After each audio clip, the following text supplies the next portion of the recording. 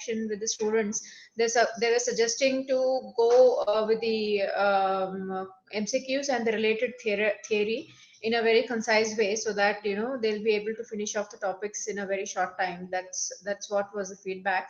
So today I'll be trying to go ahead with the same kind of a methodology, where we'll try to solve the MCQs and then a little bit brush up on the theory concerned to the same questions. All right. Okay, ma'am. So we'll start with the first question of today's session. It's first question: fertilized ovum reaches the uterine cavity by 4 to 5 days after implantation, 6 to 7 days after implantation, 7 to 9 days after implantation, and 2 to 3 days after implantation. There's a major mistake here, if anybody can identify. Ma'am, 3 to 4 days. There is no option for 2 3 to to 3 4 days. days at all. 2 to 3 days. 2 to 3 days after implantation is your answer. See, fertilized ovum. Okay, when does the egg fertilize? When does the egg fertilize? Okay, when is the ovulation in the menstrual cycle? When does the ovulation occur? Normally in a 28-day cycle of menstrual cycle. In the day, ma'am. Sorry? I'm not remembering, ma'am. Normally the ovulation occurs 14th or 15th day of a menstrual cycle of about 28 days. Okay. Okay, ma'am. So for how long will the ovum be available for fertilization, or it will be alive for fertilization? Once the ovulation occurs, the ovum is released or the egg is released. How long will it be available for fertilization? From 7 to 9 days after implantation. Okay, we'll just keep those options in mind, but I was discussing about the events in the menstrual cycle. Okay. Okay, ma'am. So my question is, once the ovulation occurs and the egg is ready for fertilization, when does how much is the time period where the egg is available for fertilization or the egg is alive for fertilization?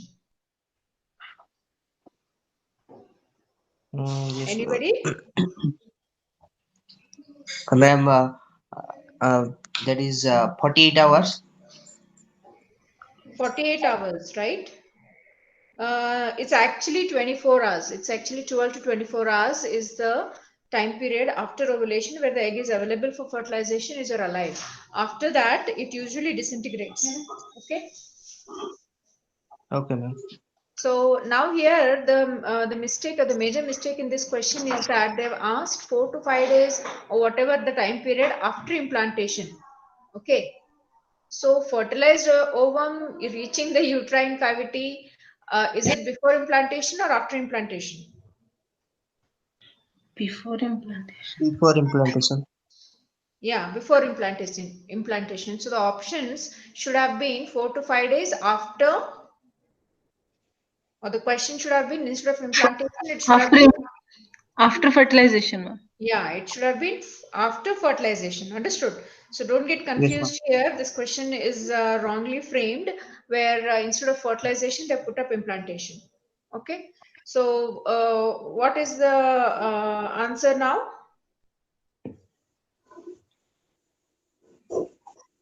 2 to 3 days. Ma'am, 7 to 9. 7 to 9 days. Anybody? Anybody else has any other option?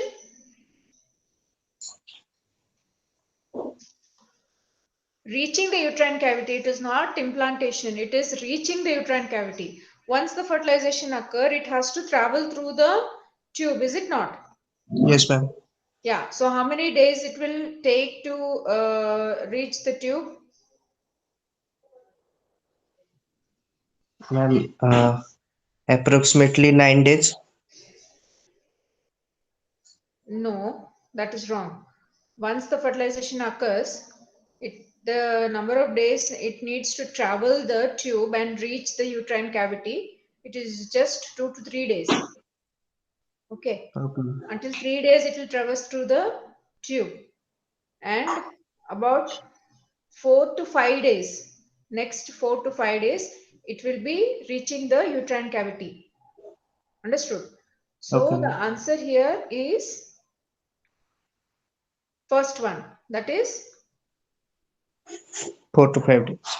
yeah, 4 to 5 days of the fertilization. After Understood? fertilization. Yeah. So we'll go to the next question. After how many days of ovulation the embryo implantation occurs? A 3 to 5 days, B 7 to 9 days, C 10 to 12 days, and D 13 to 15 days.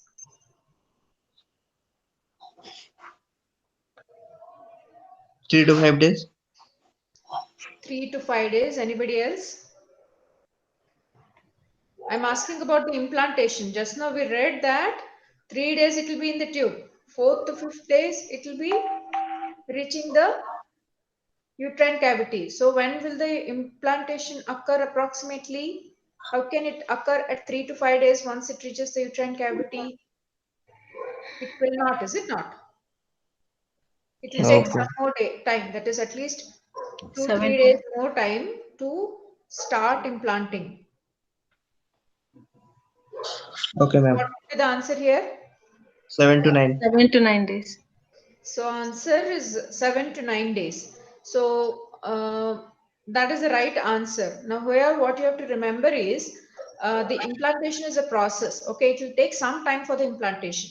And just attaching to the endometrial lining is one thing, and then getting implanted inside the endometrium, eroding it and implanting into the deeper layer of the endometrium is another thing. Right. So that kind of implantation which occurs in the human species, it's called as the interstitial implantation. Now, if you can see here, if this is the uterus and this is the inner lining, just attaching it is one point where it starts implanting, but it has to erode through the endometrial layer, through the decidua, different layers of the endometrium, the basalis and all that, and then it gets implanted thoroughly into the inner layer of the endometrium. This kind of implantation is called as the interstitial implantation, which occurs mostly in the humans. So the answer here is 7 to 9 days. So 3 to 5 days, 3 days it is in the tube. 4th, 5th day it enters. Uterine cavity. Yeah, it enters the uterine cavity between 4 to 5 days, and then once it enters the uterine cavity, it starts implanting around 7 to 9 days.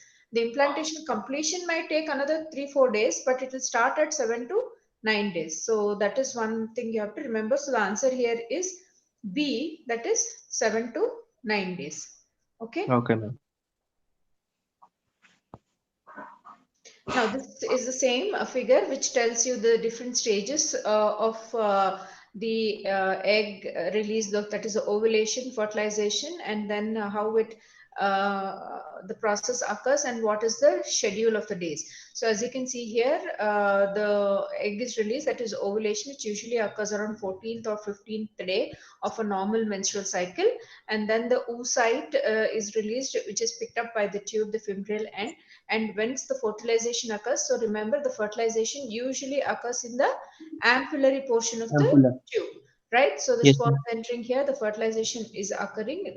Remember, only one sperm will be able to enter the zona and fertilize or fuse with the nucleus of the oocyte, and then the second meiotic division of the oocyte occurs. So the fertilized egg is called the zygote. Then the day one after the fertilization, usually the first cleavage occurs, that is about 30 hours. Then comes to 2 cell stage, that is the next second day. Between 3 to 4 days, it divides into 4 cell stage and then the 8 cell stage. This that is the transition from the tube to enter into the uterine cavity. As you can see, it takes about 3 days, and day 4 and day 5 it is entering the uterine cavity. Another thing what you have to remember is once the 8 cell stage, after the 8 cell stage, it divides into 16 cell stage. This 16 cell stage is nothing but it's also called as morula. Yes, ma'am. Morula, and it is in this stage, that is the stage of morula, that is around day 5 of the fertilization, the zygote will enter into the uterine cavity. So remember, it enters around day 5 of the fertilization, and it enters in the form or in the stage of morula. That is two important questions that you should be able to recollect. Then once it enters the uterine cavity, because of the seeping of the uterine fluid into the zygote, there will be fluid accumulation within the zygote. So it will divide this separately. That is, the inner cell mass is taken into one side, and then the outer cell mass is formed here like this, and the fluid is seeped inside the zygote. So this particular stage where you have the inner cell mass separated from the outer cell mass and the fluid inside, this is called as the blastocyst. Okay, so these are the things you should be remembering, and the blastocyst stage is the one which will then get implanted into the uterine cavity. So the uterine cavity implantation starts about 7 to 9 days, and it takes about another 3 to 4 days for the complete implantation to occur. So remember, entering the uterine cavity is morula, implantation is at the blastocyst stage. Yes, Understood? ma'am. Okay, ma'am. Right. So again, this is a table which will give you an idea about what are the events following the fertilization. Quickly, 30 hours after fertilization, 2-cell stage. 40 to 50 hours after fertilization, 4-cell stage. 72 hours, that is 3 days, it is 2-cell stage still in the tube. 96 hours is it's 16-cell stage, also called as morula. It enters the uterine cavity. 5th day is the blastocyst. 4 to 5 days, the zona disappears. That will help in implantation. That is also called as zona hatching. 5th to 6th day is blastocyst attachment to the endometrial surface. 6 to 7 days, there is differentiation into cyto and the syncytiotrophoblastic layers of the blastocyst. Then remember, 10th day, the HCG synthesis starts occurring by syncytiotrophoblasts. There might be a question on when would be the HCG start secreting, and then when can the urine pregnancy test or a beta HCG be positive in a case of a pregnancy. Okay, so this can be one of the questions. Remember, it's about 10th day after the fertilization. And 9th to 10th day, there are lacunar network forms. That is a form of, again, vascularity. 10th to 11th day, the trophoblastic invasion occurs. So these are the events which you can remember, and there could be some questions based on this, right? Now, another thing what you have to remember here is that this table is giving the timeline from fertilization. Okay. Yes, There ma'am. is another term timeline where they are used to define the events, that is from the LMP. Okay. Sorry, that is from the LMP. So from the LMP, if they are asking the timeline, then it will define the day of the menstrual cycle. Okay. So there could be Yes. questions based on how many days from the fertilization, how many days of the menstrual cycle. Understood? So whenever there is the timeline which has been given in the form of day of the menstrual cycle, remember that the first day of the menstrual cycle starts from the LMP, is it not? So these two things you have to differentiate, and you should be able to correctly answer whether it is from the day of the fertilization or from the day of the LMP or the day of the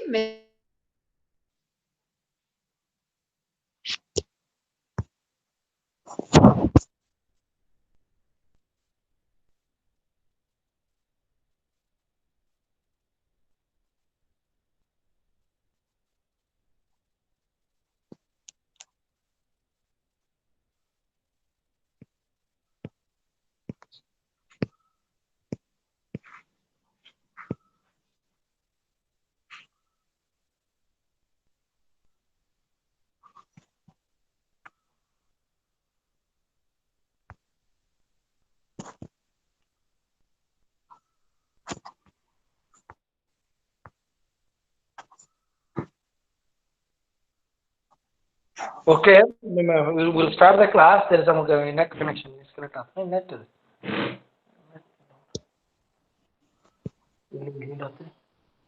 ಇಲ್ಲಿ madam ಇದು network ನಾನು ಮಾಡ್ತೀನಿ scan ಮಾಡೋಣ network 3 net ಬರ್ರಿ madam ಇಲ್ಲಿ ತೊಗೊಂತೀನಿ ಇಲ್ಲಿ ಇದ್ರ ತೊಗೊಂತೀನಿ class ಆಗೋದು ನಡೆಯುತ್ತೆ ಓ ನೆಟ್ವರ್ಕ್ ಪುಲ್ಕೇಶಿ ಮಾತ್ರ ಪುಲ್ಕೇಶಿಗೆ ಆಗಲಿಲ್ಲ ಸರಿ ಮೇಡಮ್ ಮಾಡ್ತೀನಿ ಪುಲ್ಕೇಶಿ ಮಾಡ್ರಿ ಮಾತು ಹೋಗ್ತದೆ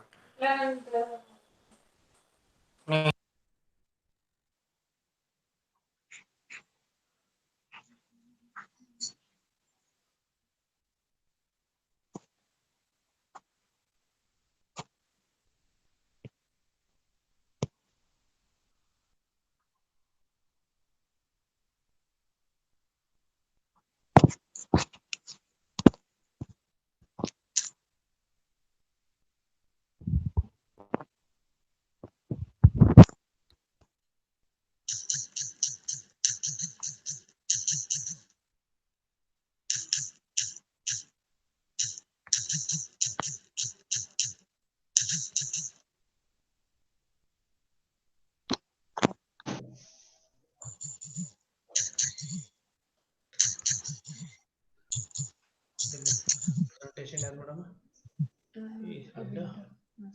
ಯಾರು ಮೇಡಮ್ ಇದಲ್ಲ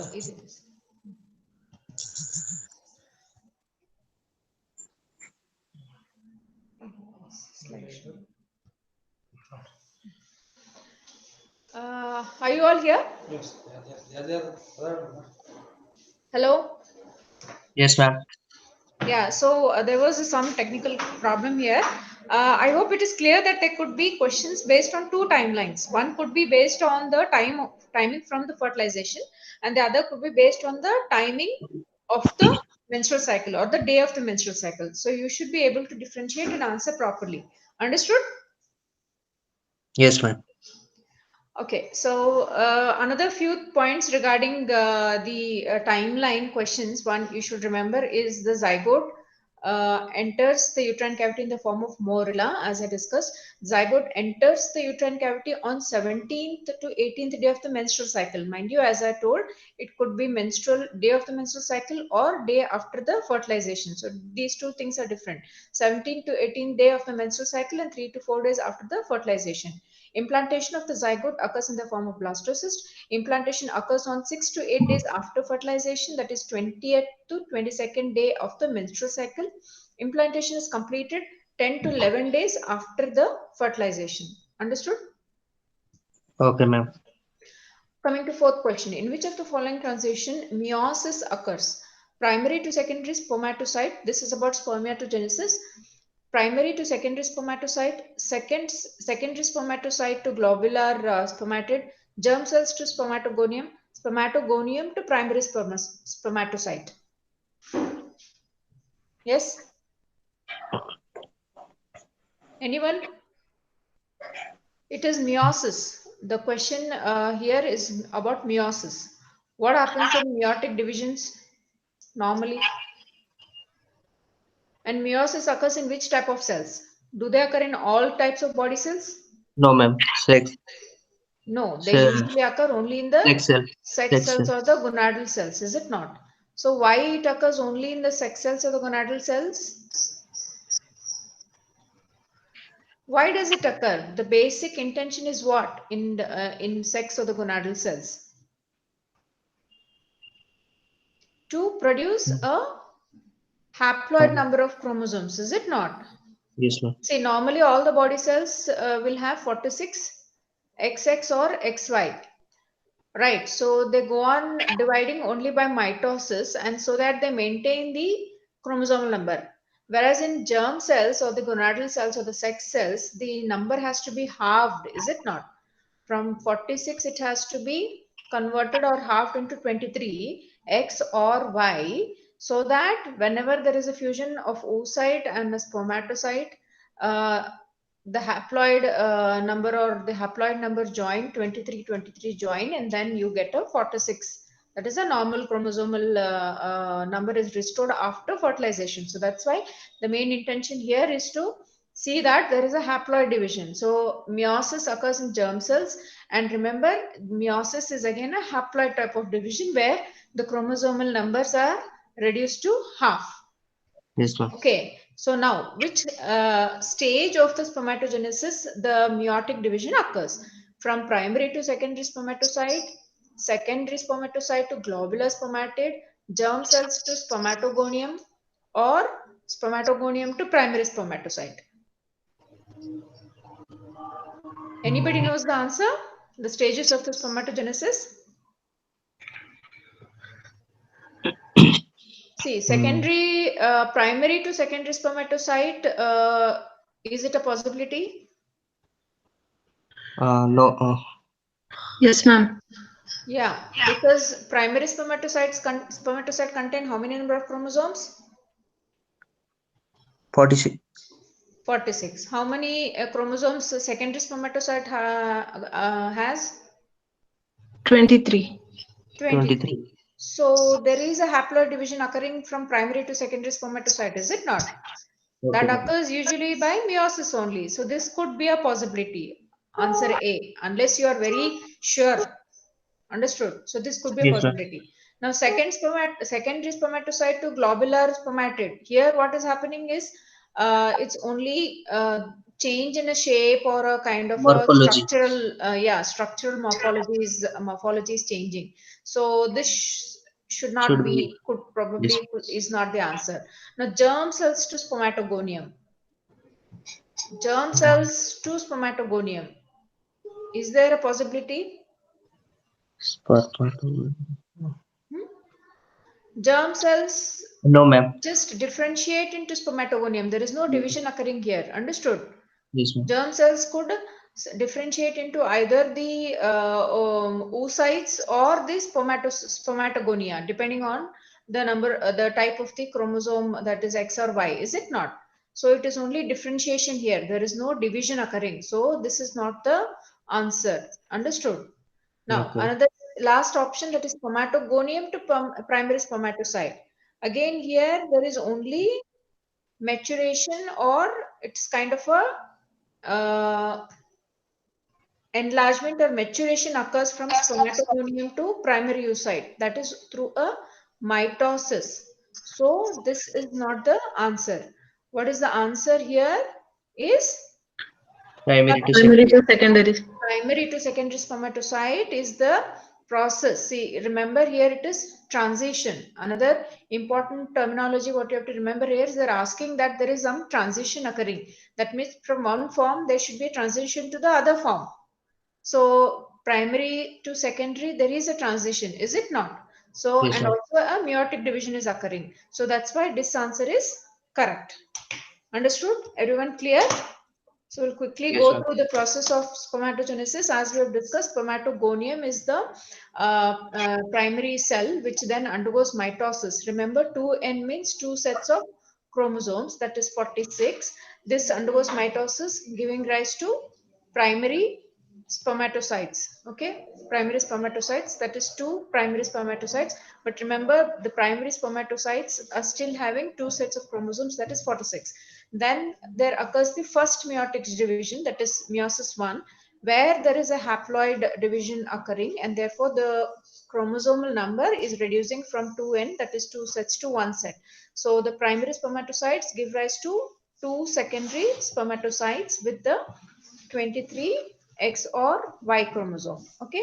Then the secondary spermatocyte undergoes second meiotic division, giving rise to four. Each of the secondary spermatocyte will give rise to two of the spermatids. So totally two secondary spermatocytes give rise to four spermatids. There is again a second meiotic division occurring here, but this is not a haploid division. The chromosomal number remains the same, that is one set in the spermatids.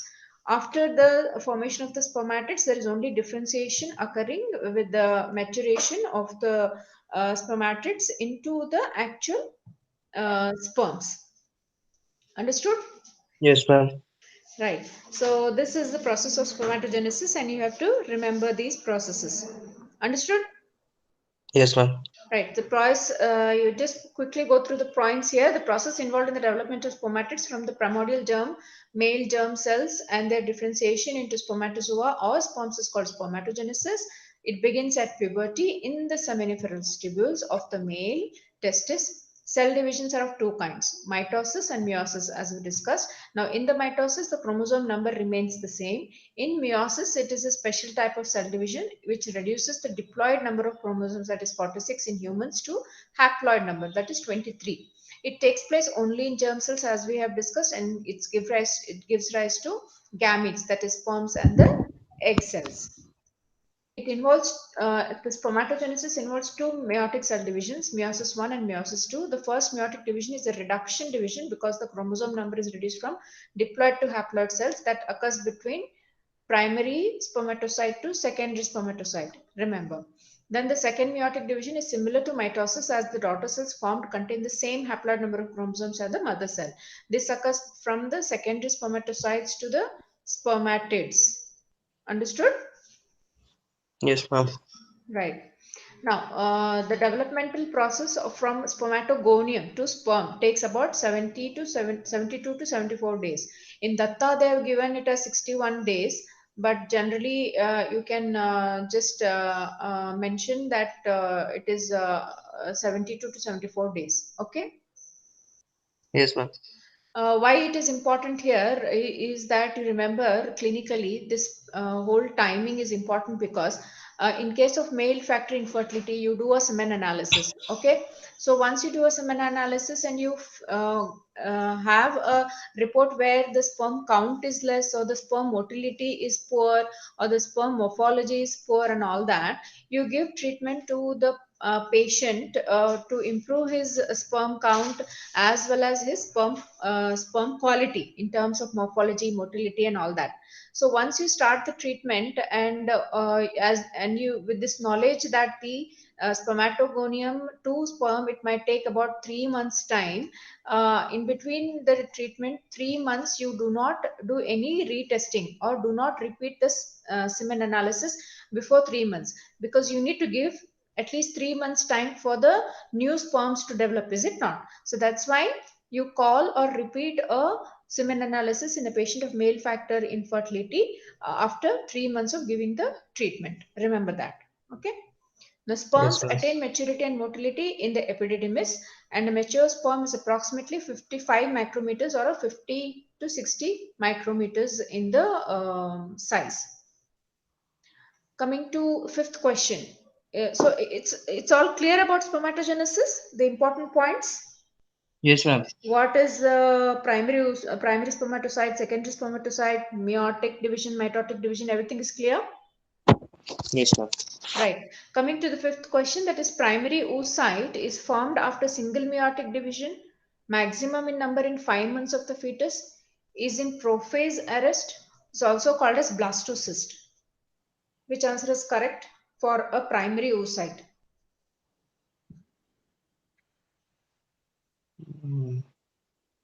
Anyone? Fast mitotic division after Is its ma'am. formed after single meiotic division. Primary oocyte is in which which stage of oogenesis you will get it? In the beginning or in the later stage? Ma'am, beginning from Yeah, so primary. beginning means it will be just derived from the germ cell as a maturation Yes, ma'am. process, is it Yes, ma'am. not? So Yes, it ma'am. is not got, or it is not formed by the meiotic division. Yes, ma'am. So this is not the answer. Correct. This is not Understood. correct. Now, second option, maximum in number in 5 months of the fetus. Anyone remembers what is the number of the oocytes formed during the gestation at birth? Anyone remembers? Ma'am, around 5 to 6 lakhs. 5 to 6 lakhs. Yes, when is that 5 to 6 lakhs? Ma'am. During the uterine gestational age, or at birth, or after the birth, at puberty? See, Starting, ma'am. the oocyte number From will change once they start beginning or yes, ma'am. forming in the gestation age or during the intrauterine period, is it not? Yes, ma'am. Then they get atretic and the number reduces to certain number. Yes, ma'am. Then after birth until puberty, there is one number. At puberty, there is one number. And then throughout the reproductive age group, there is only few oocytes. So anyone remembers that? Mm, Okay, in that case, we'll just review the that particular timeline in the next slides. We'll come to this point. See, is it in 1 the to 2. prophase arrest option? Is it in the prophase arrest, the primary oocyte? Mm, Okay, last one. Is it called the blastocyst? no. No, ma'am. This is definitely no, is it not? No, ma'am. So that Yes. you are stuck between these two options. That is, the maximum number is found in the 5th month of the fetus, and it could be in the prophase arrest, right? Yes, ma'am. 20 weeks is the maximum number, ma'am. 20 weeks is the maximum number. So you think this is the correct answer? Correct. Yes. Right. The third option, that is it in the prophase arrest? It's the Is it a right answer? yes, ma'am. So it could be the right answer because definitely primary oocytes are developed in the intrauterine phase, is it not? But Yes, they ma'am. are arrested or they are in a phase of arrest until puberty. Only at the attainment of the puberty under the influence of the hormones, they will start developing. Understood? So until then, they are arrested. The development is arrested. Only thing you have to make sure that whether the arrest is in the prophase or any other phase of the meiotic division, right? So that you have to remember. So this also, the third option also could be an answer, Answer. right? So we'll keep this and this as the right Correct. options in this particular question. Now, and the next question, it's again related to oogenesis. True statement regarding oogenesis is A. Primary oocyte arrests in prophase of first meiotic division. Primary oocyte arrests in prophase of the second meiotic division. Secondary oocyte arrest in the metaphase of first meiotic division. Secondary oocyte arrest in the metaphase of the second meiotic division. That is, the first polar body is extruded during first meiotic division of the primary oocytes. Which of the options is correct in this? Quickly, anybody? One Ma'am, hint is primary the oocyte multiple is answers are correct here. Multiple yes, answers are correct. primary oocyte is arrested in prophase 1 until puberty, ma'am. Primary oocyte arrest in prophase 1 until puberty. That is in the prophase of which one? Prophase of first meiotic division or second meiotic division? Fast First meiotic. one. First meiotic division, correct. This is the option E actually. There are 5 options, okay? Yes, ma'am. And after puberty, uh, that is the fast polar So body is see, formed. once you have Completion of found the out that the first answer is correct, that means the second answer is wrong. yes, ma'am. Because it is Wrong. the first meiotic division, not second meiotic division. So this option is ruled out. Understood? Yes, ma'am. Now coming to the third option, secondary oocyte arrest in metaphase of the first meiotic division.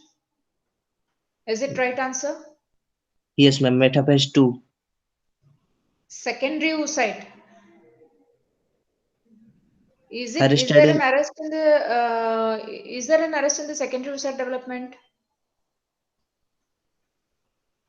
yes, ma'am. Secondary oocyte is arrested, ma'am. When does the Uh, secondary oocyte fast meiotic, ma'am. see, primary oocyte to secondary oocyte is called first meiotic division, is it not? Yes, ma'am. Then how can the secondary oocyte arrest in the first meiotic division? It should be Means second meiotic division, second. is it Yes, ma'am. not? Secondary Second. oocyte again giving it extrudes the second polar body and then forms the mature ovum or the oogonia. So it has to Yes, be ma'am. second meiotic division, not first meiotic division. So this option is wrong. Yes, ma'am. D. Is it clarified? Yes, ma'am. Right. So coming to D is the correct. fourth option, that is D. Secondary oocyte arrest in the metaphase of second meiotic division. Yes, ma'am. Correct. This is the right answer, is it not? So secondary oocyte is arrested and the metaphase of the second meiotic division. Right. So this is also the right option. Coming to the last one, E. First polar body is extruded during first meiotic division of primary oocytes. Is it correct? So Yes, first ma'am. meiotic division occurs from primary oocytes to secondary oocytes. Is it Yes, ma'am. not? So at the same time, what happens? The first One polar body is formed. polar Formed. body is extruded out. So this Yes, ma'am. statement is correct. Correct. First polar body is extruded during the first meiotic division of the primary oocytes. Understood? So Yes, ma'am. the options here which are right is the first one, that is primary oocyte arrests in prophase of the first meiotic division. Then secondary oocyte arrests in the metaphase of the second meiotic division. And the first polar body is extruded during the first meiotic division of the primary oocytes. That's it. Clear? Yes, ma'am. Right. So coming to the seventh question, in a young female of reproductive age with regular menstrual cycles of 28 days, ovulation occurs around 14th day of the periods. When is the first polar body extruded? 24 hours prior to ovulation, accompanied by ovulation, 48 hours after the ovulation, at the time of fertilization. So here again, when we go back to the previous question, we all know that the first polar body is extruded. When is it extruded? In the first meiotic division. Meiotic division, ma'am. First meiotic division from primary oocyte to secondary oocyte, right? So the first Yes, polar ma'am. body is extruded. So when does this first meiotic division occur from primary oocyte to secondary oocyte? See, Ma'am, as we after all discussed, puberty. the primary oocyte is arrested in the meiotic division until puberty, is it not? So After once puberty, ma'am. the puberty is attained and under the influence of the hormones, it will start maturing and this first meiotic division is completed at that time. That's yes, ma'am. Right. So when is the first meiotic division completed? Uh, uh, During the ovulation, ma'am. Yeah, during the ovulation. During the ovulation, what happens is the completion of this first meiotic division occurs and the primary oocyte is converted into secondary oocyte. Is it not? Yes, ma'am. So what is the option which is right? Whether it is 24 hours prior to Accompanied by ovulation, accompanied 48 hours or at the time of fertilization? Yeah, ovulation. so the answer here is accompanied by ovulation. Remember, the first meiotic division is completed along with the ovulation. As the ovulation is occurring, the first meiotic division is completed with the extrusion of the first polar body, and the ovum or the egg which is released is actually a secondary oocyte. So it is still in the process of second meiotic division. So second meiotic division is not completed even after ovulation. The second meiotic division is only completed once the mature ovum is fertilized by a sperm. And only after fertilization, the second meiotic division is completed in case of the oogenesis or the maturation of the egg. So that you have to remember. Okay. Everyone clear with this answer? Yes, ma'am. So quickly again we'll brush up the events of the oogenesis. As you all know, the primary germ cells give rise to oogonia, which is again diploid, that is 46 X chromosomes. Then they mature into primary oocyte by mitosis. Okay. The primary oocyte is in the resting stage until the puberty. At puberty, there occurs the first meiotic division occurs, and as we have discussed, it occurs at the time of the ovulation. The first meiotic division is completed at the time of the ovulation where the egg is released and the primary oocyte is converted into secondary oocyte. Only one secondary oocyte and a first polar body is released at this time. So half of the chromosomes are extruded along with the polar body, and the secondary oocyte will have half of the chromosomes, that is 23. Understood?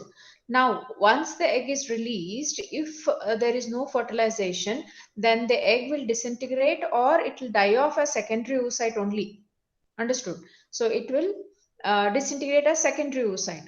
Only if there is a fertilization occurring with the sperm entering into the secondary oocyte, only then will the second meiotic division will get completed with the extrusion of the second polar body. Here remember, the second meiotic division is again it's just a normal division where there is no breakage in the chromosomes. The 23 chromosomes is still continued. So the second developed into oocyte or a ovum, that is again having a haploid 23 number of chromosomes, and the second polar body is released after fertilization. Remember these. Okay. Okay, Clear? ma'am. Yes, ma'am. So remember, the process involved in the development of mature ovum is called oogenesis. The primitive germ cells take their origin from yolk sac at about the end of 3rd week of the gestation. That is, after the fertilization, from the end of the 3rd week, the yolk sac will give rise to the primitive germ cells. And then they migrate to the developing gonadal ridge at about the end of the 4th week. This is an again important event. Now, oogenesis begins in the ovary at 6 to 8 weeks of gestation itself. Maximum number of oocytes of the oogonia in the ovary are present in the 5th month of the development. Okay, this is again very important to remember, which is about 6 to 7 million. The figure that is 6 to 7 million is the maximum amount of number of oocytes which is present in the female, and that is at the 5th month of the development. After this, again they disintegrate. At birth, no more mitotic division occurs, and all oogonia replaced by primary oocytes. At birth, total content of the both ovary is only about 2 million primary oocytes. So the number reduces from 6 to 7 million at 5th month to only about 2 to 3 million in at birth. Okay. Now at puberty, this number further decreases and is about only 3 to 5 lakhs at puberty. And out of these 3 to 5 lakhs, only about 500 are destined to mature during the individual's lifetime. So this is an important note. So what you have to remember, the number of the oocytes in different phases of the intrauterine and a female's life. This is a graph you all can remember. It's the same which depicts the points what we discussed. It starts at about 4th week. Understood? It starts developing. The oogenesis occurs at about the 4th week of the intrauterine age. It peaks to about 7 million, 6 to 7 million. It peaks at 5th month. 5th month Yes, of ma'am. the pregnancy. Then, as you can see, at birth, it falls down to only about 2 million. 2 million. Okay. And then it goes on decreasing. At puberty, it is just about 3 to 5 lakhs. And then it goes on disintegrate, like they go on maturing at puberty, but out of the 3 to 5 million, only about 500 oocytes will be fertile, or they will be developing into the complete ovum until menopause during the lifetime of the woman. Understood? Is it clear Yes, about ma'am. this one? These points is Yes, important, ma'am. okay, to remember. Fine. So again, few points here which are to be more deeply remembered. All the primary oocytes in the ovary of a newborn are arrested in the diplotin stage. See, if you go into more details, it is diplotin stage of the prophase of the first meiotic division. Understood? The primary oocytes are arrested in the diplotin stage of the prophase of the first meiotic division. All the primary oocytes then remain arrested, and arrested phase is called as the dictate stage. It's called as the dictate stage. The stage which is they are arrested is the diplotin stage, but the name given to it is the dictate stage. Understood? Just understand the difference here. Now, the primary oocyte gets surrounded by follicular cells in the ovary, and this structure is now called as the primordial follicle. At puberty, as a result of mid-cycle pre-ovulatory surge, meiosis is resumed and completed just prior to ovulation. Therefore, first polar body is released just prior to ovulation or along with the ovulation. The second division starts immediately after it and is arrested in the metaphase. Remember, the second meiotic division, that is the secondary oocyte. The secondary oocyte gets arrested in the metaphase of the second meiotic division. Though it starts, it is not completed until fertilization, and it is arrested in the metaphase phase. At the time of fertilization, second division is completed, which results in the release of oocyte and the second polar body. Therefore, second polar body is released only at the time of fertilization. The size of the mature ovum is 120 to 130 micrometer, which is the largest cell in the body. And the size of the mature follicle, that is once it attains the maturity, that is just before the ovulation, the size of the follicle is usually 18 to 20 mm. So these are some important points related to oogenesis. Understood? Okay, ma'am. Coming to the fetal development and the different stages in the fetal development. Question number 8. fetal kidneys start producing urine by? 3 months, 4 months, 5 months, 6 months. A few of the major events you should remember in the fetal development, and one of it is the question which is asked is, when does the fetus start producing urine? 9 weeks, ma'am. 9 weeks. It is, the answer is in months. 3, 4, 5, 6. Three Anyone? months. Anyone? 3 3 months. months I 3 months. heard. 3 months I 3 heard. months, ma'am. Yeah, the answer is 3 months. Until you remember all these factual events, there is no point in discussion. So remember it, the answer is 3 months. We'll come to the events tabulation in subsequent slides. Okay. So the fetal kidneys start producing the urine by 3 3 months. months. Remember this. Coming to the next question. Fetal stage starts at 9 weeks, 3 weeks, 6 weeks, 12 weeks. When do we call a developing, baby in the common terminology as a fetus? From when do we call it in other terms? Mm, Yes. Anybody? What are the different stages of the periods on the periods where we have divided the developing baby? From fertilization until so many weeks is Germinal, ma'am. Yeah. Embryonic and fetal. Embryonic and fetal. sorry. Germinal, embryonic, fetal, ma'am.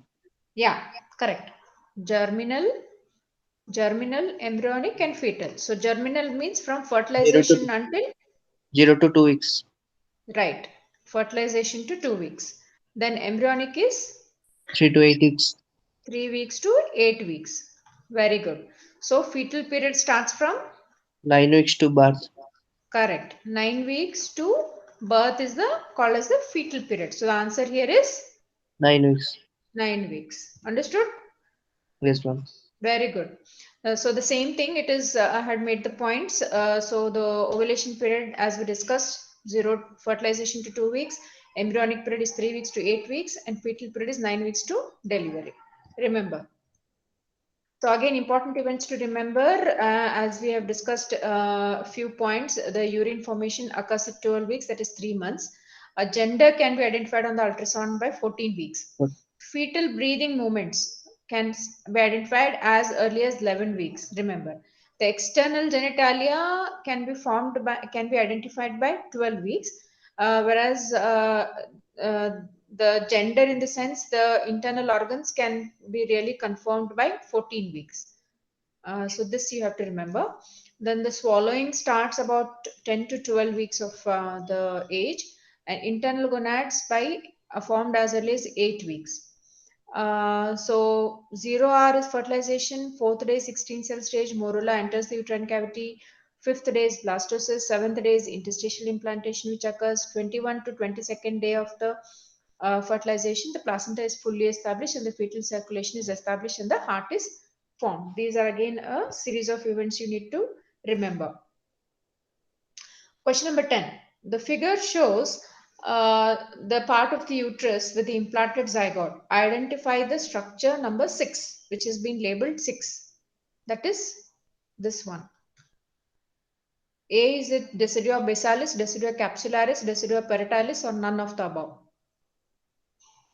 Ma'am, Quickly. decidua basalis.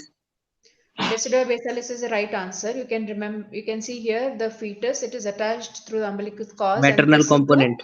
yeah, this Maternal is the component. maternal component, and it's a future placenta. Okay. Yes, ma'am. So the decidua, which is around here near the future placenta, or the trophoblastic portion of the fetus, it forms the decidua basalis. Okay. And this portion, that is number 5 here, which is surrounding the baby or the fetus, it is the decidua capsularis, right? So the rest of the endometrium, which is on the other wall, on the other side, on the other wall of the uterus, along the other wall of the uterus, this is the decidua paritalis. So this differentiation is important to understand. Have you all understood? So this is Yes, decidua ma'am. basalis, capsularis, and paritalis. Eventually, what happens is the decidua capsularis fuses with the decidua paritalis, As the fetus grows, these two fuse. These two fuse and then they give rise to the amnion proper. Yes, Okay, ma'am. and this forms the placental base or the placenta, and the amniotic cavity is formed. Okay, Yes, ma'am. so the answer here is residua basalis. Right. So important points again to remember: implantation occurs 7 to 9 days after ovulation or fertilization. In humans, the blastocyst burrows into the uterine cavity till whole of it lies within the thickness of the endometrium. This is called as interstitial implantation. So there might be a question: what type of implantation is encountered in the human beings or the human fetus? It is the interstitial Interstitial. implantation. After implantation of the embryo, the uterine endometrium is called as a decidua. Well-developed endometrium has three layers, that is superficial compact layer, intermediate compact layer, and the thin basal layer. And the line of separation of the placenta runs through the intermediate compact layer. This is again an important point to remember, especially in questions where there could be placental abnormalities like placenta accreta, placenta percreta, which we will study in the future classes. You have to remember is there has to be a thin line of separation between the placenta and the endometrial cavity or the decidua, and that is occurring at the level of the intermediate compact layer of the decidua. So Yes, ma'am. if there is no intermediate compact layer which is eroded, then it leads to placental abnormalities like accreta, percreta, etc. Okay, so this will study in the future layer, but future classes. Remember, line of separation of the placenta is running through the Okay. intermediate compact layer of the decidua. So as we have discussed earlier, these are the three different layers: basalis, capsularis, and the paritalis. Paritalis. Fine. Question number 11. Lifespan of the fetal RBC approximates 60 days, 80 days, 100 days, or 120 days. What is the lifespan of the human RBC, adult human RBC? 120. 120 days. So is it going to be same or less? Less, Less. ma'am. So 120 days is wrong. Is it 60 days, 80 days, 100 days? 60 days, ma'am. Actually, yes, ma'am. 60 to 90 days is the lifespan, Mm-hmm. maybe. Yeah, And but what here is the the most option is average? Tell me the average one. 80 days, ma'am. Yeah, the answer is 80 days. It's not 60 or 100. The answer is 80 days. So average is 80 days. So the answer is 80 days here. So remember, the lifespan of the fetal RBC is about two-thirds of the adult RBC. That is 80 days. Adult is 120. So two-thirds of it will be 80 days. Now, the activities of all glycolytic enzymes in fetal erythrocytes except phosphofructokinase and 6-phosphogluconate dehydrogenase are higher than those of the adults or in the premature infants. So this is the basic understanding for the fetal erythropoiesis or fetal RBC formation. Okay. okay, ma'am. Then coming to the question number 12, the following are related to fetal erythropoiesis, except in the embryonic phase, the erythropoiesis is first demonstrated in the primitive mesoderm. By 10th week, the liver becomes major site. Near term, the bone marrow becomes the major site. At terms, 75 to 80% of the hemoglobin is fetal type, that is HbF, which is the wrong answer amongst the four, in other words. Regarding the Mm, fetal erythropoiesis here, we are talking about fetal erythropoiesis. Anyone?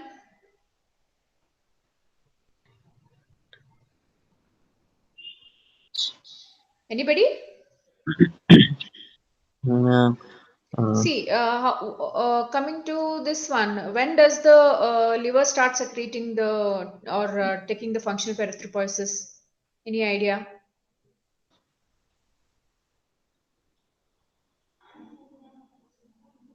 Any idea? uh, Or when will the bone marrow take over as a erythropoietic site? bone marrow is after birth, ma'am. So near term, Yes, almost ma'am. near term. So this answer is correct, is it not? Yes, ma'am. So this is right about fetal erythropoiesis. What about the HbF? How much percentage will it be forming at term? That means at the time of the birth. Is it 75 to 80%? Which is the Mm, other form of Hb found in the babies immediately after even birth? yes, ma'am. Huh? It's HB? B, A, 2 and B and D Punjab, ma'am. HbA majorly and HbF. Yes, ma'am. Is it not? So HbF is majorly 3%. 75 to 80%, or HbA is more? HbA is more, 97% above. At birth, I'm asking about at term, almost near birth. Okay, anybody has a definitive answer? We'll come to this after we study this. Okay, these are some facts about erythropoiesis. Just I'll go through these and you remember, and we'll come back to that question. Now, hematopoiesis is demonstrated in the embryonic phase, first in the yolk sac at 2 to 3 weeks itself. Now, during the first half, the hemoglobin is of fetal type, that is alpha 2 units and G2 units are 2 and G units are 2. But from 24 weeks onwards, the adult type of hemoglobin with alpha 2 units and beta 2 units starts forming. That appears, and at term about 75 to 80% of the total hemoglobin is of the fetal type, that is the HbF type. Okay. Now, between 6 to 12 months after birth, remember the fetal hemoglobin is completely replaced by the adult hemoglobin. So it takes about 6 to 12 months in the baby after birth, so that the completely fetal hemoglobin is replaced to adult hemoglobin. Remember, difference between HbA and HbF is that the fetal hemoglobin has got a greater affinity to oxygen due to lower binding of the 2,3-diphosphoglycerate compared to the adult hemoglobin. So this is one important function of the HbF. Since it has a higher affinity to oxygen, it will have a high oxygen carrying capacity compared to the adult hemoglobin. Okay. Now it is also resistant to acid and alkali, and at term the fetus has Hb is about, normally it's about 18 gram percentage. So these are some of the facts about the erythropoiesis and the fetal hemoglobin. So coming back to this question number 12, now you answer me this. Wrong statement about the fetal erythropoiesis. Anybody? B. Yes, ma'am. It's not B actually. The answer here is A. This is a wrong statement, whereas all the other three statements are correct. By 10th week, the liver becomes major site. Near term, the bone marrow is a major site. And 75 to 80% of the hemoglobin is fetal type, that is HbF at term. So the wrong answer, or the correct answer for this one is A. Option is A. Understood? Yes, ma'am. Coming back to question number 13, maximum oogonia can be seen in ovaries at 5th month, intrauterine life, 7th month, at birth, at puberty. 5th month. Right. Fetal sex can be detected by ultrasonography at 14. 14 weeks, 16 weeks, 14 18 weeks, 20 weeks, 14 weeks. Correct. Very good. Oxygenated blood from the placenta reaches the fetal heart in utero via the umbilical arteries, umbilical vein, ductus venosus, or ductus arteriosus. Now you'll have to imagine the fetal circulation. Yes, ma'am. Umbilical vein. Umbilical vein. See, oxygenated blood from the placenta to the fetal heart. Oxygenated blood from placenta to the fetal heart.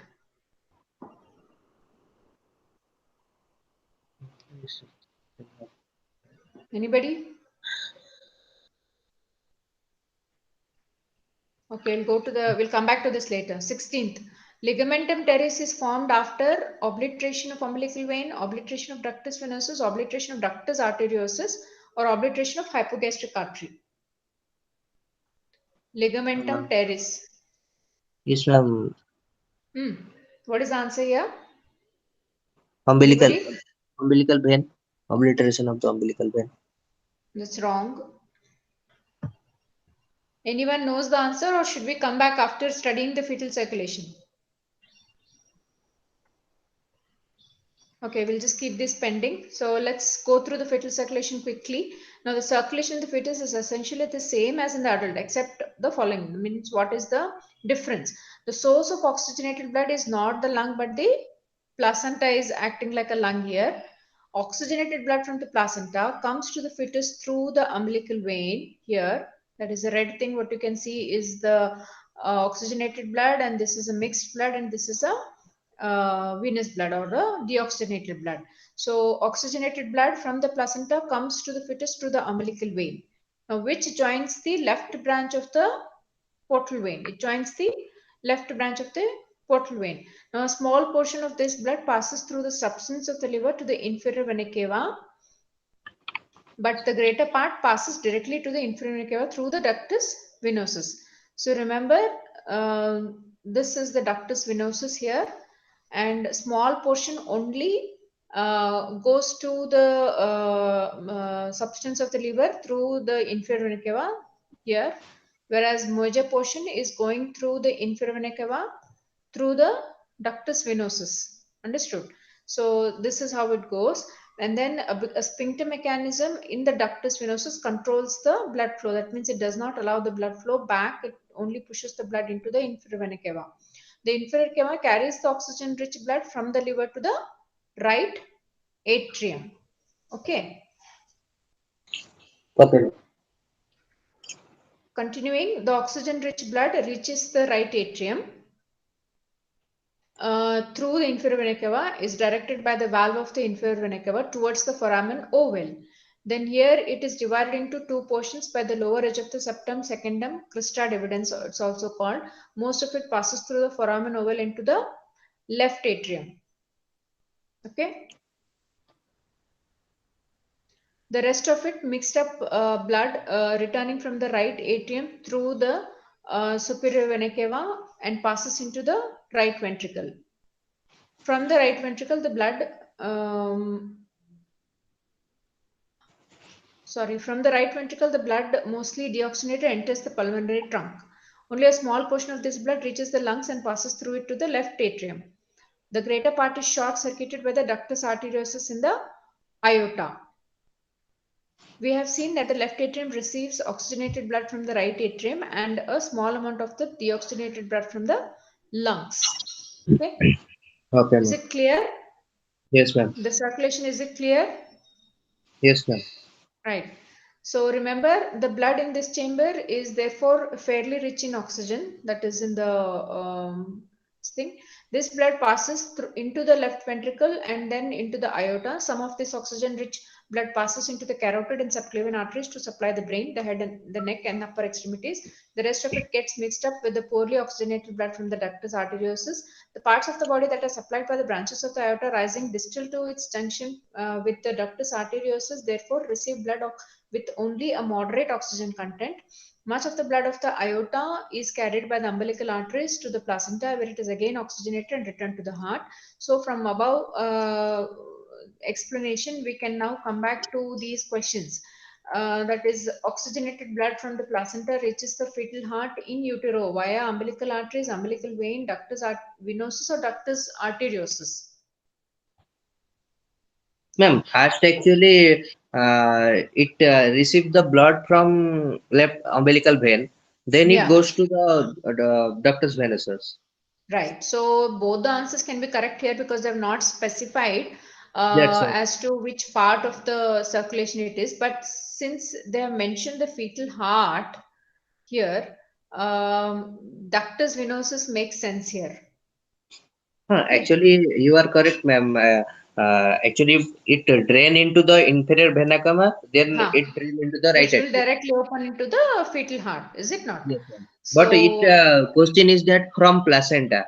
Then yes, if we consider placenta, it has to first go through the umbilical vein, then after yes, Dr. yeah. Venetus. So if there is a option for multiple choice correct answers, you can tick both of these. If not, then make a choice umbilical vein as well as or ductus venosus. Both will be the right answers. Okay. Okay, okay, ma'am. Right. Coming to this next question, as we discussed earlier, ligament and Ma'am, teres is formed by which structure? it's the correct, ma'am. Left umbilical vein. Ligament and teres. Yes, ma'am. Left No. umbilical vein. No, the answer here which is given is obliteration of the ductus venosus, not the umbilical vein. Ductus venosus, ma'am. Yeah, it is ductus venosus. I think this option is wrong here. What you are is correct. Actually, The umbilical ligament, vein is the Obliteration of the ligamentum teres. Correct, It's correct. So the option here is A, that is obliteration of the umbilical vein give rise to ligamentum teres in the liver. Correct. The ductus obliteration of venosum ductus venosus gives rise to is the ligamentum ligamentum venosum. venosum. Yeah, Yes, ma'am. ligamentum venosum, and ductus arteriosus gives to ligamentum arteriosum. Yes, ma'am. Okay, correct. Okay, ma'am. So another few points regarding the changes in the circulation after the birth or soon after the birth, you have to remember the changes are the muscle in the wall of the umbilical arteries contracts immediately after birth and occludes their lumen. This prevents the loss of the fetal blood into the placenta. The lumen of the umbilical veins and the ductus venosus is also occluded, but this takes place a few minutes after birth so that all the fetal blood is in the placenta has come to drain back to the fetus. The ductus arteriosus is occluded so that all the blood from the right ventricle now goes to the lung where it is oxygenated. So these are the important events which are occurring at birth, changes in the fetal circulation. Okay. Yes, ma'am. Now the pulmonary vessels increase in size and consequently a much larger volume of the blood reaches the left atrium from the lungs. As a result, the pressure inside the left atrium is greatly increased. Simultaneously, the pressure in the right atrium is diminished because blood from the placenta no longer reaches it. The net result of these pressure changes is that the pressure in the left atrium now exceeds that in the right atrium, causing the valve of the foramen ovale to close. Okay. Yes, ma'am. Now, the vessels that are occluded soon after the birth are replaced by fibrous tissue. And again, here, just to make you all remember, umbilical artery is converted into medial umbilical ligaments. Yes, Left ma'am. umbilical vein converts to ligamentum teres, venosus, ligamentum venosum, arteriosus, ligamentum arteriosus. So remember this. 17th question, zona hatching occurs. We are again going back to fertilization and implantation. Zona hatching occurs 4 days after fertilization, 5 days after fertilization, 6 days after fertilization, 8 days after fertilization. Quickly. Ma'am, What is zona hatching? Zona hatching means it is breakage of the lysis of zona the vena pellucida. pellucida. Zona pellucida of the zygote has to be broken. Why? 4 days, ma'am. When it breaks, why it has to break? 4 It has days. to break because the zygote has to go and attach to the uterus. That means the implantation process has to start, is it not? So that Yes, begins ma'am. zona hatching. So when the implantation occurs in the timeline, what we studied? Fourth day. Implantation. Fourth, Implantation, ma'am. fourth day, the zygote enters the uterus. Yes, ma'am. Fifth day, around the fifth day, the fifth or sixth day, the implantation occurs, is it not? Yes, ma'am. After 2 to Yeah. 3 days of Yeah, fertilization. so zona hatching will occur even before the implantation. So if the implantation is occurring like 6 or 7 days, then zona hatching will occur a day prior to the implantation actually getting attached. So Yes, ma'am. the answer here approximately, or if we can, I mean, infer with these points is about 5 days. So the zona hatching will occur just before implantation. According to the timeline what we have studied, the answer is what they've given here is 5 days after the fertilization, the zona hatching occurs. Okay. Okay, ma'am. Coming to the next question. First meiotic division of oogenesis gets arrested at pachytene stage of prophase, diplotene stage of prophase, leptotene stage of prophase, or metaphase stage of prophase. First meiotic division. First meiotic division means primary oocyte to secondary oocyte. Secondary. So in which stage it is arrested? We discussed earlier. Come on, I want the Diplotene. answers immediately now. Diplotene. Diplotene stage of the prophase. Okay, we'll not go back again to the discussion. Time taken for spermatogenesis is 50 to 60 days, 60 to 70 days, 70 to 80 days, or 80 to 90 days. Mm. As we No, discussed normally last 70 time, to 72 to 74. It is. yeah, so it is 70 to 80 days is the answer. Few books like especially Datta has mentioned 61 days, but the 61 days. standard Yes. books, yeah, the standard books like Spirofanol have mentioned 70 to 74 days as you told. So the answer here would be 70 to 80 days. Okay. Okay. Then coming to the 20th question, time taken for capacitation of sperms is 2 to 4 hours, 4 to 6 hours, 6 to 8 hours, and 8 to 10 hours. What is capacitation? Where does the capacitation occur? Capacitation is the maturation of the mammalian spermatozoa. Yeah, so where does that occur? Mm. It occurs in the male genital tract or in the female reproductive tract. That is one important thing you should remember. Yes, it when moves, ma'am, Female female fertilize and oocyte, ma'am. Right. So just before the fertilization, it's a process of maturation, right? So it will occur in the female reproductive tract after the intercourse. So that you have to remember. So usually what is the time period for capacitation? Anyone who remember? No, ma'am, 7 hours. It's actually 7 hours. So here you don't have anything like 7 specifically. So 6 to 8 6 to hours, 8. I think should be the right answer for this. Yes, Okay. ma'am. So a few words about capacitation. It refers to the changes which occurs in the sperm before it fertilizes the ova. It is a functional maturation of the spermatozoa. Average time is 6 to 8 hours. Capacitation occurs in female reproductive tract. It begins in the cervix, and majority of it occurs actually in the fallopian tube. Okay. Now 21. During spermatogenesis, middle piece of the spermatid forms dash of the sperm, acrosomal cap, middle piece, axial filament, or the head of the sperm. Middle piece of the spermatid. Answer? Mm, Anyone? It should even be a guessing answer like middle yes, piece, ma'am. middle piece. Does it give rise to middle piece only? No, ma'am. No. Axial filament, head of the sperm, acrosomal cap. Have you all? Ma'am, Do you head all of the remember sperm. the structure of the sperm? Yes, ma'am. Ah, so it has a body, the head, then here this acrosomal cap, is it not? Then it has the tail. So middle portion is this portion, that is the body. Acrosomal cap, It's not, this is ma'am. head piece, not the axial filament also. So which is left? It's actually the middle piece only. Okay. So during Okay. spermatogenesis, the middle piece of the spermatid forms the middle piece of the sperm. That is the right answer. Now the other things Okay. what you remember in relation to this question is nuclear material is which Head of is the sperm. the head of the sperm. The Golgi body forms the acrosomal cap. Mitochondrion forms the middle piece of the sperm. Microtubules forms the axial filament or the tail of the sperm. So these are few points you should remember. 22nd question. Germ cells appear in the yolk sac at 3 weeks, 6 weeks, 9 weeks, or 5 weeks. We have already touched upon this point. Germ cells appearing in the yolk sac. When does that occur? As early as Germ period, ma'am. weeks. Yes, Understood? 3. So remember, it's Yes, ma'am. very early. That is almost 3 weeks. The germ cells will start appearing in the yolk sac, and then they migrate to the gonadal ridge, is it not? And then they start developing either into the oogonia or the spermatogonia, depending on the whether it is XX or XY. But they start appearing in the yolk sac as early as 3 weeks. Remember this. Formation of a follicle is completed by 6 weeks, 9 weeks, 14 weeks, 24 weeks. What is a follicle? Follicle means what? Ma'am. Here, since it is an Ovo. intrauterine phase, it's a primordial follicle.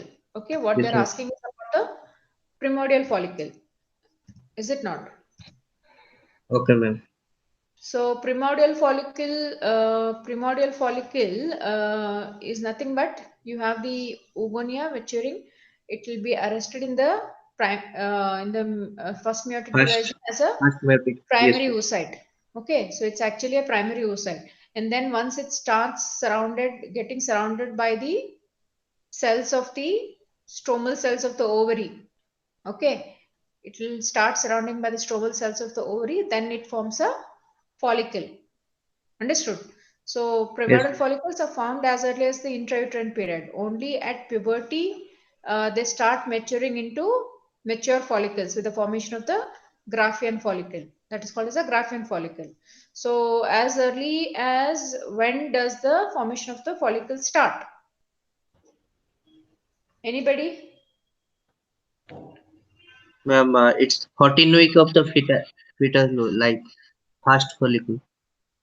No, it is 24 weeks. The answer is 24 weeks. So as early as 24 weeks, the follicle starts developing. Understood?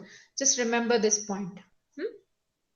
Okay, ma'am. They mature only at puberty. They are formed at 24 weeks. They start forming at 24 weeks, but they mature only under the influence of the hormones, only at puberty, and then they mature into Graafian follicles. Okay? Okay, ma'am. So a few points regarding this is at 6 weeks, the primordial, the germ cells migrate to the ovary. 3 weeks they start, 3 weeks in the yolk sac, the germ cells. Then 6 weeks they migrate to the ovary. 9 weeks they form the eugonia. 12 weeks they form the primary oocyte. 14 weeks they form the follicle formation begins, whereas at 24 weeks the follicle formation is completed. So this is the timeline you have to remember regarding the formation of the oocytes as well as their maturation into follicles. Okay, so with this we come to the end of the class on the basics of reproduction, that is involving the oogenesis, spermatogenesis, and the early fetal development, the fetal circulation, and all these Ma'am, points. here mentioned 14 weeks is the follicle formation start. Yeah, see the last question, formation of follicle is completed by. The question is Complete. Okay, completed. ma'am. Okay, so don't confuse here. That's why it is Then important to actually remember each you timeline are is important. It actually starts, completes. you asked, ma'am, whenever follicle begins. That's why I answered 14 Did weeks. I? I don't remember. I might have misread it. It is actually completed. Okay, ma'am. Okay, so is it clear? So Okay, each ma'am. timeline is important here and they are all factual points. So you'll have to remember all these things using your own techniques or try to make some mnemonics or anything. Try to be accurate in your figures. That is more important in such factual questions. Okay. Yes, ma'am. Any doubts regarding these points? No, ma'am. Just mainly database question are there. Ma'am. Database? Uh, Today's lecture was mainly database question, ma'am. Yeah, it's all data and factual based questions because in this topic you will get only such type of questions. As Yes, and ma'am. when we move into the the main what you call the topics, they'll all be again clinical based questions. Yes, ma'am. Yeah. So any suggestions or any doubts or anything regarding today's class? No, ma'am. It's okay, ma'am. It's better. So as you had suggested last in the last class that we should move on a little more faster, and I have covered only the theory part which is required based on the the